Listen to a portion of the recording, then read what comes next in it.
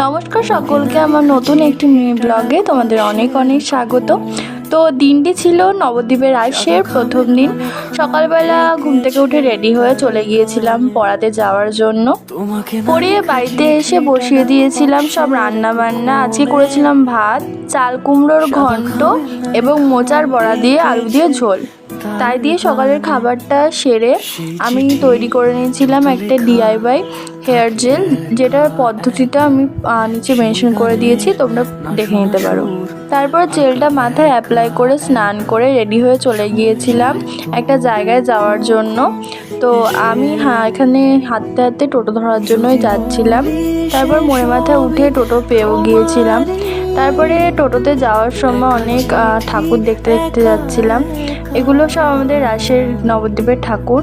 টোটো থেকে নেমে একটু হেঁটে চলে গিয়েছিলাম আমার মামির বাড়ি।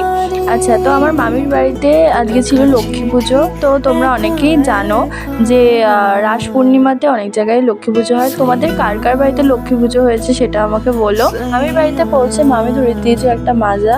তারপর টুকটাক গল্প করে বসে গিয়েছিলাম প্রসাদ খেতে, এবং প্রতিটি প্রসাদ খুব ভালো ছিল খেতে। তারপর আমার মা মাসিরাও চলে এসেছিলো, ওদের সাথেও কিছু কথাবার্তা বলে তারপর টোটো করে আবার বাড়িতে চলে এসেছিলাম। বাড়িতে এসে লিপস্টিকটা তুলে নিচ্ছিলাম। তারপর ফ্রেশ ট্রেশ হয়ে একটু ঘুমিয়েছিলাম। ঘুম থেকে উঠে প্রচণ্ড শরীর খারাপ লাগছিল।